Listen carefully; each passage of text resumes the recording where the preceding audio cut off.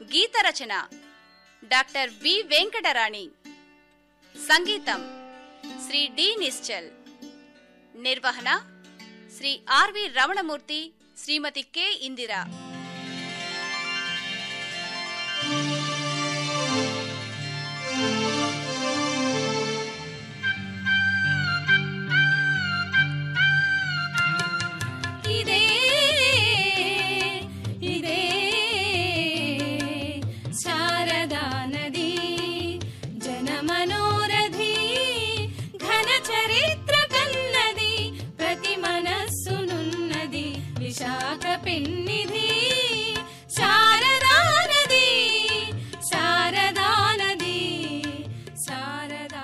శ్రీకృష్ణదేవరాయల ఆస్థాన కవి అయిన రాధామాధవ కవి విష్ణుమాయా నాటకంలో పుండరీకుని కథను వర్ణిస్తూ సుభిక్షమైన దక్షిణ దేశమందలి వివిధ రాజ్యాల గురించి రాస్తూ కాళింగ మధ్య దిక్ఖండంబు లాంగుల శారదానదులచే చాలా పండు అని అంటూ లాంగుల లేదా నాగావళి శారదానదుల మధ్య దేశం కళింగ దేశం లేదా కాళింగ దేశం, ఇది ఈ కాళింగ దేశంలోని అంతర్భాగం అని పేర్కొన్నాడు.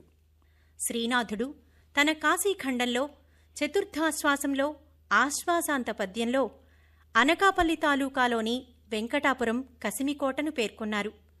ఈ అనకాపల్లి కసిమికోటల నడుమ ప్రవహించే చిరునదియే శారద.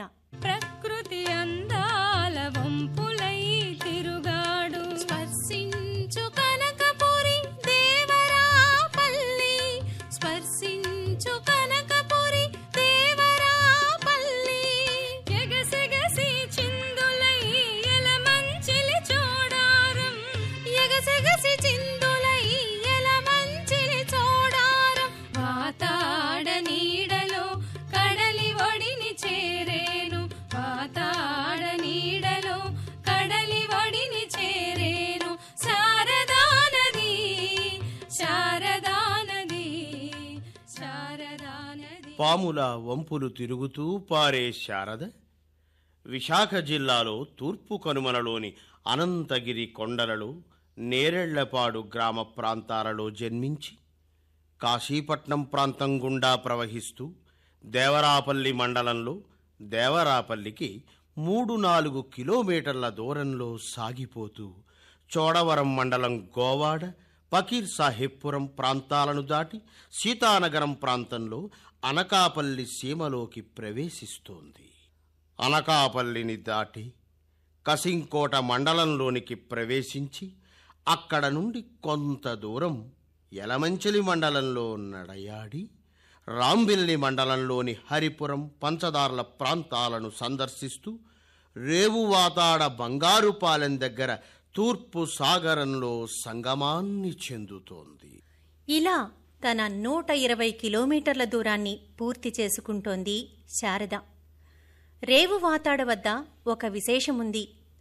తూర్పు కనుమల్లో గంగరాజు మాడుగుల కొండల నుంచి వచ్చే వరాహనది కూడా ఇదే రేవువాతాడ ప్రాంతంలో సాగర సంగమం చెందుతోంది.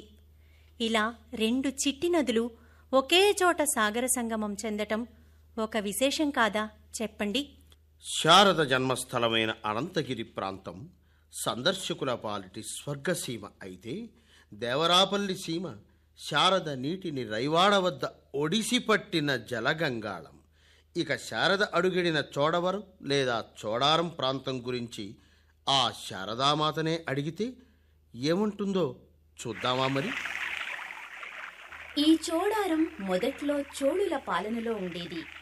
2 మల్లదేవుని కుమారుడు ఉపేంద్రుడు తన తల్లి కోరిక మేరకు కొంత ప్రాంతాన్ని సోదరికి ఇచ్చి తల్లిదండ్రుల పేర్లు వచ్చేలా చోడ మల్లాపురం అనే పేరు పెట్టారు. ఇది క్రమంగా చోడవరంగా మారింది. గోవాడ దగ్గర నా తీరంలో ఆ రోజుల్లో చోళరాజుల పశువుల కొట్టాలుండేవి. క్రీస్తు శకం 1264లో చోళరాజులే శ్రీ కేశవస్వామి ఆలయం నిర్మించారు. తరువాత ఈ ప్రాంతాన్ని మత్స్యరాజవంశం వారు పాలించారు. తరువాతి కాలంలో ఇక్కడ స్వయంభూ గౌరీశ్వర స్వామి ఆలయ నిర్మాణం సాగింది. ఇక్కడే స్వయంభూ విఘ్నేశ్వర ఆలయం కూడా ఉంది. చోడవరం కొంతకాలం నిజాముల పాలనలో ఉండడం వల్ల పెద్ద మదీనా, చిన్న మదీనా వంటి గ్రామాలు ఏర్పడ్డాయి. తొలుత వీరవల్లిలో బ్రిటిష్ వారు తాలూకా కేంద్రం ఏర్పాటు చేసినా ఆ తరువాత అది చోడారంకు మారింది. ఆ రోజుల్లో చోడులేలిన ఈ ప్రాంతంలో నేడు చక్కెర కర్మాగారానికి నా నీటితో పండిన చెరుకును అందిస్తున్నాను. విన్నారు కదా శారదమ్మ చెప్పిన చోడవరం కథ. ఇలా చోడవరాన్ని సస్యభరితం చేసిన శారద మెల్లగా అనకాపల్లి సీమలోకి ప్రవేశించింది. అనకాపల్లి సంస్థానాధీశుడైన కాకర్లపూడి రామభద్ర పాయకరావు విజయనగర సంస్థాన సైన్యాధ్యక్షునిగా ఉంటూ 2వ ఆనంద గజపతిరాజు ఆదేశం మేరకు 1758 సెప్టెంబర్ 2న విశాఖపట్నంలోని ఫ్రెంచి స్థావరాన్ని పట్టుకున్నాడు. 1768లో విజయనగర దివాన్ సీతారామరాజు అనకాపల్లిలో శారదానది ఒడ్డున విజయనగర సంస్థాన ఠాణాను, ఊర్లో ఫూల్బాగ్ను నిర్మించాడు. అనకాపల్లిలోని నూకాలమ్మను పూర్వం కనకాంబిక అనేవారు. ఈమె పాయకరావుపేట సంస్థానానికి చెందిన అప్పలరాజుగారి కొలువునందిన దేవత. అనంతరం దేవాలయం, సంస్థాన హక్కులు గోడేవంశ జమీందారులకు చెందాయి. ఉత్తరాంధ్ర ప్రాంతంలో విజయనగరం పైడితల్లి అమ్మవారి పండుగలాగే అంతటి ప్రముఖమైంది అనకాపల్లి నూకాంబిక పండుగ. నూకాంబిక అమ్మవారి ప్రాభవాన్ని గురించి దేవాలయ అర్చకులు మళ్ల చంద్రమౌళి వెంకట ఆదిబాబు గారు వివరిస్తూ, ఓం శ్రీ నూకాంబికాయ దేవే నమః. అనకాపల్లి ప్రాంతం శారదా నది తీరాన ఇంచుమించుగా 2-3 కిలోమీటర్ల దగ్గరలో నూకాంబికా దేవాలయం 14వ శతాబ్దంలో ఇక్కడ వెలిసి ఉన్నారండి. ఆనాడు 14వ శతాబ్దంలో ఈ ప్రాంతానికి బహుళేంద్రుడు అనే రాజుగారు ఈ ప్రాంతాన్ని పరిపాలించేవారు. ఈ ప్రాంతంలో ఒక భాగం అనకాపల్లికి కాకర్లపూడి అప్పలరాజు గారిని నియమించారండి ఈ ప్రాంతానికి సైన్యాధిపతిగా. ఆనాడు ఇదంతా పొలాలతో ఉండడం వల్ల రైతులు పొలం దున్నేటప్పుడు ఈ మూలరాడు విగ్రహాలు ఇక్కడ వెలిసిన విగ్రహాలు చూసి రైతు 2-3 సార్లు దున్నుతుంటే తీసి పక్కన పడడం జరిగింది. ఆనాడు ఈ అనకాపల్లిని కనకపురి అని పిలిచేవారు. ఈ కనకపురి అనే ఊరిలో కాకతాంబిక అనే అమ్మవారిని ఈ వెలిసిన విగ్రహాలు పెట్టి దేవాలయం నిర్మించారు. ప్రతి ఏటా కూడా కొత్త అమావాస్య ఉత్సవాలు జరుగుతాయి. ఉగాది ముందు రోజు నుంచి నెల పండుగ వరకు కూడా నెల రోజులు ఉత్సవాలు జరుగుతాయండి. అట్లాగే మన దసరా నవతులు 9 రోజులు కూడా అమ్మవారికి బాగా వైభవంగా దసరా 9 రోజు కూడా ప్రత్యేకంగా హోమం పెట్టి రోజు అన్నదానం పెట్టి ప్రత్యేక పూజలు, కుంకుమ పూజలు జరుపుతారండి. శ్రీ అమ్మవారికి గంపజాతర అందరూ ప్రత్యేకంగా ప్రతి సంవత్సరం కూడా ప్రతి కుటుంబం కూడా అమ్మవారి దర్శనం చేసుకుని గంపజాతర చేయడం అన్నది ఇక్కడ ఆనవాయితీగా జరుగుతుందండి. ఈ గంపజాతర అన్నది చిన్నపిల్లలతో పెద్దల వాళ్ళతో అందరూ కలిసి సంతోషంగా అమ్మవారి సన్నిధులకు వచ్చి అమ్మవారికి మహాభోగం పెడతారు. అన్నము, పప్పు, తెల్లపిండి కూర, సోడిపిండి అట్టు అమ్మవారికి నివేదన పెడతారు. గుగ్గులం దూపంతో నైవేద్యాలు పెడితే అమ్మవారు మనస్ఫూర్తిగా ఆనందంగా స్వీకరించి అందరికీ అష్ట ఐశ్వర్యాలు ఇస్తారని. గంపజాతర అంటే అమ్మవారి చుట్టుపక్కల పందిర్లు ఉంటాయండి. ఆ వాతావరణంలో కూర్చొని భోజనం చేస్తే ఎంతో ఆనందంగానే ఉంటుందని ఈ గంపజాతర ఒక విశిష్టత అండి. ఈ అమ్మవారు పార్వతీ సదోగర్భం జన్మించి లక్ష్మీ అవతారం అయి ప్రసిద్ధి పొంది నూకాంబిక అమ్మవారిగా బాగా అందరికీ అష్టైశ్వర్యాలు ఇస్తుందని పూర్వం నుంచి కూడా అందరూ పెద్దవాళ్ళు, మా చిన్నాన్నగారేంటి, మా తాతగారేంటి, వీళ్ళందరూ కూడా చెప్పడం జరిగింది.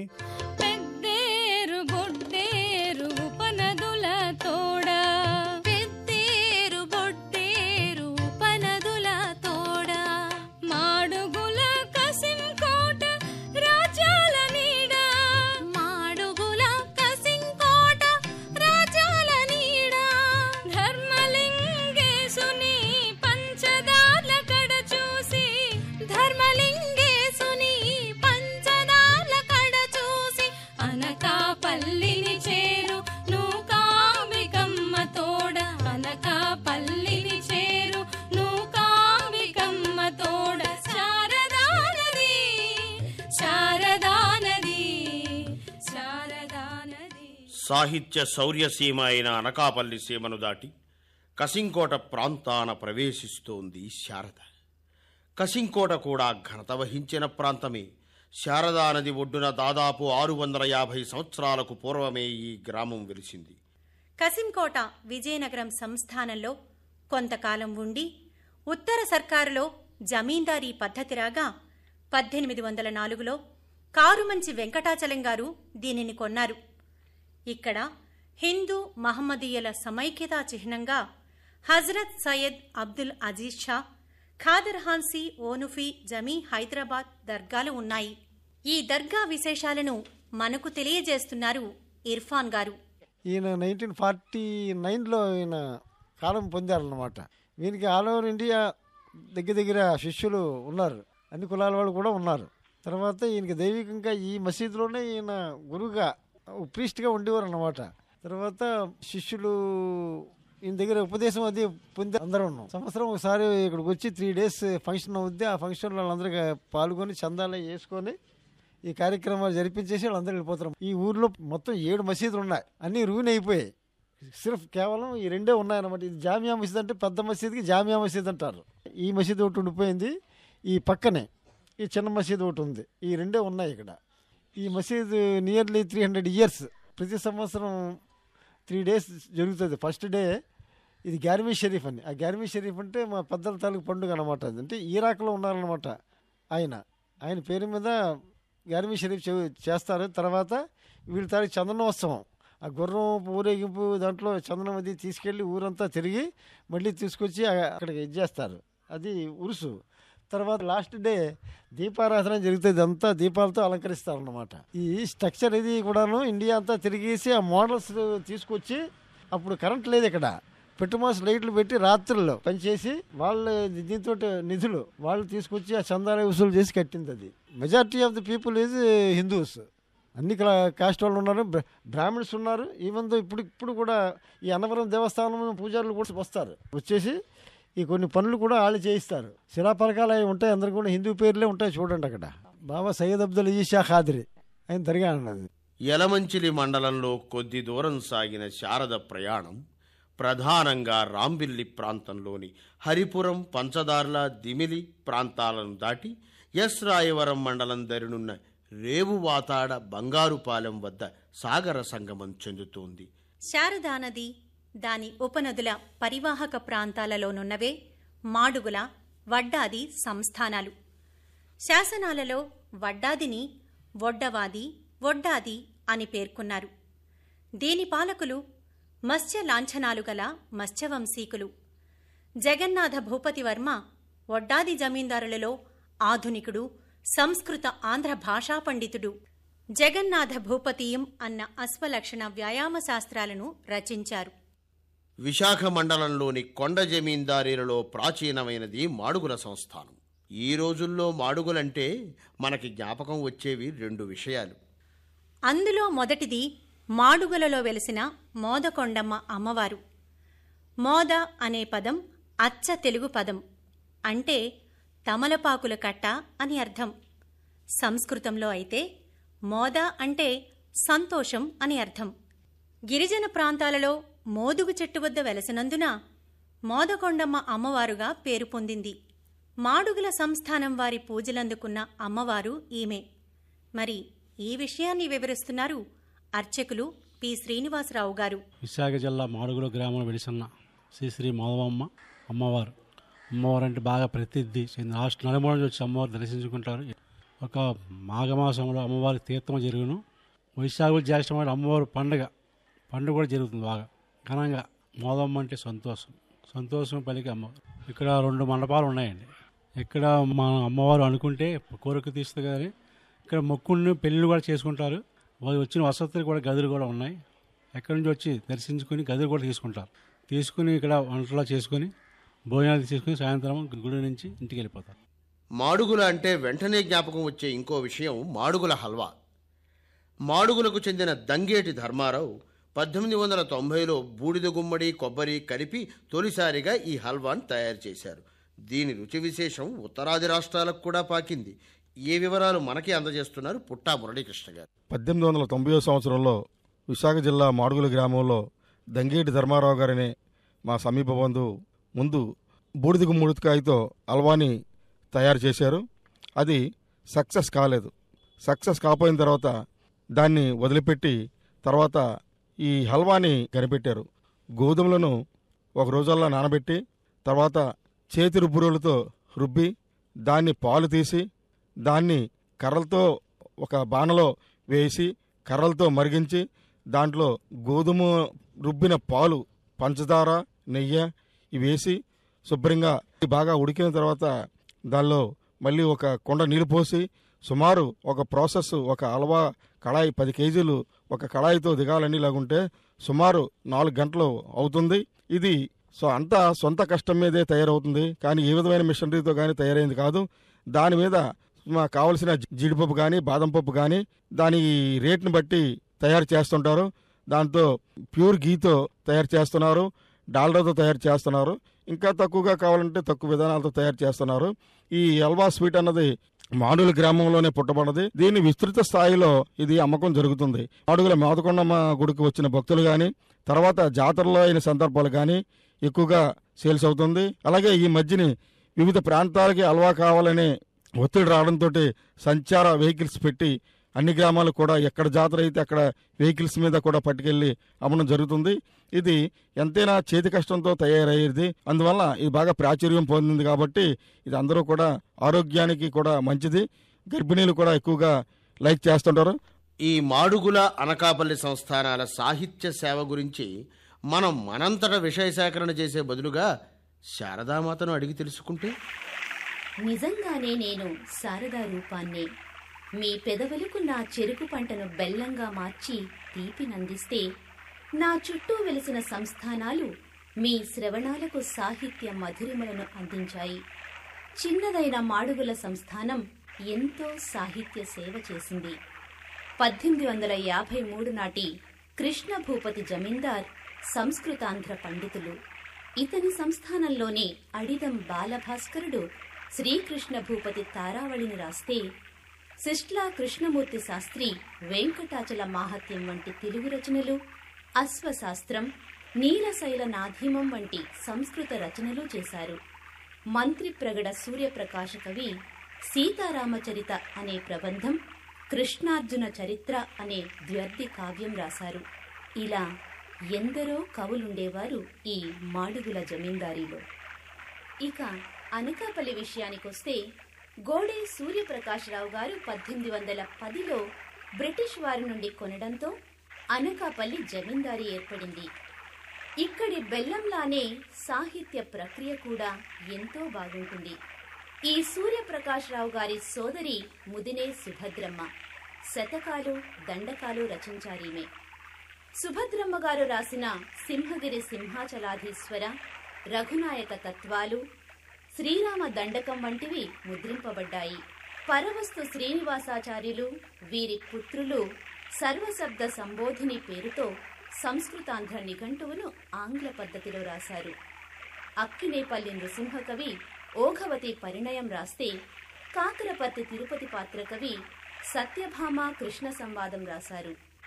కాకరపర్తి కవులు 5-6 తరాల వారు ఈ అనకాపల్లి గోడేవారి జమీందారీలో సాహిత్య సేవ చేశారు. ఇలా చెప్పుకుంటూ పోతే ఈ సాహిత్య సేవ విషయం కొండవీటి చాంతాడులా పెరిగిపోతుంది. ఇవి అనకాపల్లి తీరంలోని సాహిత్య విషయాలు. ఇక అనకాపల్లి అంటే గుర్తొచ్చేది బెల్లం. ఆ బెల్లం విషయాల గురించి అనకాపల్లి వర్తక సంఘంలోని పాలకవర్గ సభ్యులు శ్రీ ఎంజేహెచ్ ప్రసాద్ గారు ఏమంటున్నారో విందాం. శారదా నది పరివాహక ప్రాంతాలన్నీ కూడా వరి పంట వేసుకొని ఆ నది నీటి వల్ల పుష్కలంగా వరి పండించుకుంటున్నారు రైతులు. అయితే మన జిల్లాలో శారదా నది కాకుండా ఇంకా ఏ ఇతర నీటి వనరులు లేకపోవడం వల్ల రైతులు వర్షాధారం మీదే ఆధారపడి గత 100 సంవత్సరాలుగా వ్యవసాయం చేస్తున్నారు. అయితే ఈ వ్యవసాయం చేసేటప్పుడు నీటి నిల్వలు లేకపోతే వరి పంట సాధ్యం కాదు. కాబట్టి సమయానికి వర్షాలు పడినా పడకపోయినా ఎంతో కొంత పంట చేతికి వస్తుందనే దృష్టితో 100 సంవత్సరాల దిగువనే రైతులు ఇక్కడ చెరుకు విత్తనం నాటడం మొదలుపెట్టారు.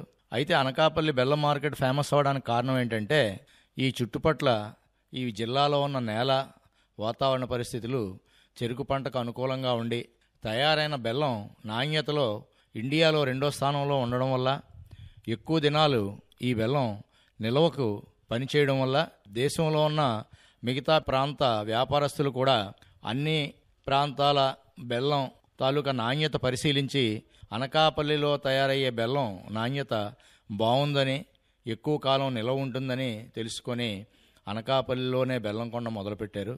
దానివల్ల అనకాపల్లి అభివృద్ధి చెందింది. రైతులు కూడా మార్కెట్ సౌకర్యం ఉండడం వల్ల బెల్లం విరివిగా తయారు చేసి అనకాపల్లి మార్కెట్ తీసుకురావడం జరుగుతుంది. అది ప్రసాద్ గారు చెప్పిన సంగతి. ఇదే కాకుండా మనం ఇంకా 2 విషయాలు శారద నది గురించి తెలుసుకోవాలి. అది శారదా నది పరివాహక ప్రాంత పురావస్తు సంపద గురించి. దీనిని గురించి మనం తెలుసుకోవాలంటే విశాఖ మ్యూజియంకు చెందిన assistant director of archaeology Chittibabu గారు చెప్పేది విందాం. శారదా నది ఒకనొక టైంలోది వరల్డ్ జియోగ్రాఫికల్ మ్యాప్స్ స్టడీ చేసిన స్కాలర్స్ చాలా మంది కూడా ఇప్పుడు సంకరం లేక బొజ్జనకొండగా పిలువబడే దరిచేరి వెళ్లేదని, ప్రవహించేదని ఒకనొక టైంలో అది బొజ్జనకొండని తాకుతూ వెళ్లేదని ఒక వినికిడి వాళ్ళు పరిశోధనలో అబ్జర్వేషన్స్లో మనకి చెప్పడం జరిగిందండి. అది కూడా వాస్తవం కావచ్చు కూడా. జనరల్గా ఏంటి, ఈ సంకరం అనేది కరప్ట్ ఫామ్ అండి. అది జనరల్గా అంటే సంగారాము, సంకరంగా ఇప్పుడు పిలుస్తున్నారు. ఈ సంగారామం అనే వర్డ్ మనకి తక్షశిల రీజియన్లో కొన్ని ఇన్స్క్రిప్షన్స్లో ఉన్నాయి. బౌద్ధరామాన్ని సంగారామంగా పిలవడం అనేది తక్షశిల రీజియన్లో ఉన్న ఇన్స్క్రిప్షన్లో మాత్రం ఉంది. తర్వాత ఇక్కడ మనకి అనకాపల్లిలో కనపడుతుంది అది సంగారామం అనే వర్డ్. మళ్ళీ మిగిలిన ఉత్తరాంధ్రలో ఏ ఆరామాన్ని కూడా ఈ సంగారామం అని పిలవలేదు. ఏ శాసనాల్లో కూడా మనకు దొరకలేదు కూడా.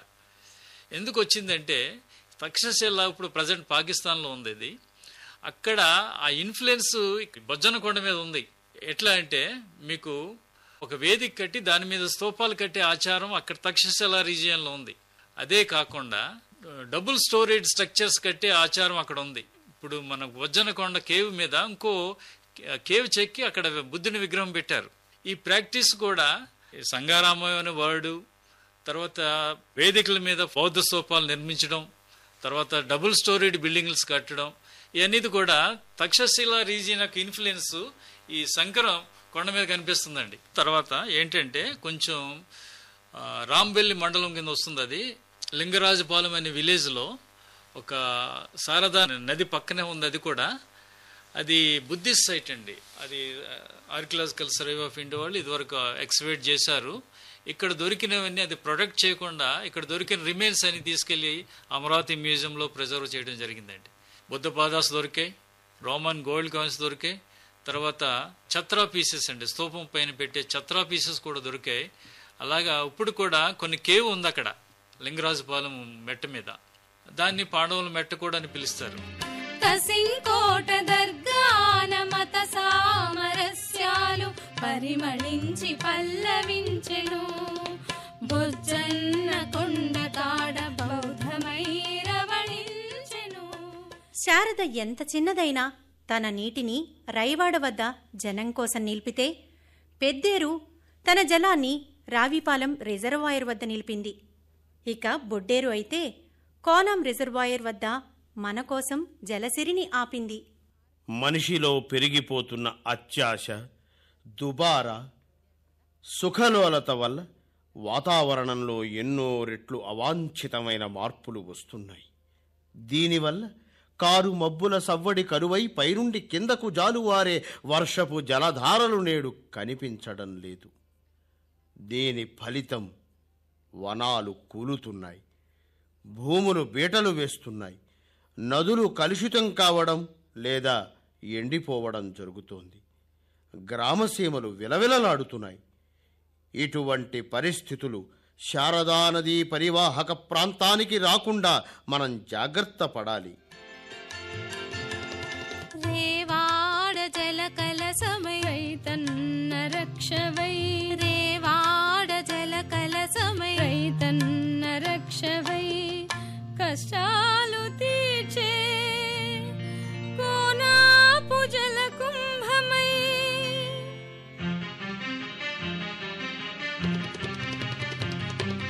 పెద్దేరు సాక్షిగా రవి పాలాన రంజిల్లు జలదేవత శారదా తల్లి. దీవించరావమ్మ సాగు జలరాణివై నీవు శారదా నది,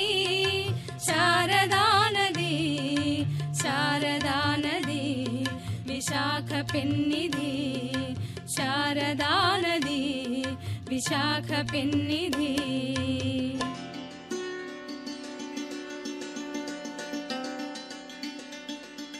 మీరింతవరకు శారద రూపకం విన్నారు. రచన శ్రీ బి రామారావు. గీత రచన డాక్టర్ వి వెంకటరాణి. సంగీతం శ్రీ డి నిశ్చల్. గానం శ్రీమతి వి జయలక్ష్మి కుమారి పి సుజాత. వాద్య సంగీతం keyboard Shri R Manohar. Electric guitar Shri D Morris. Tabla Shri P Rajarao. వ్యాఖ్యానం శ్రీ రాంభట్ల నృసింహ శర్మ, శ్రీమతి పివిఎల్ రత్నమాల, కుమారి ఎన్ మణి. సాంకేతిక సహకారం శ్రీ బిఆర్ కిరణ్ కుమార్, శ్రీ కె రమేష్ బాబు. నిర్వహణ శ్రీ ఆర్వి రమణమూర్తి, శ్రీమతి కె ఇందిర.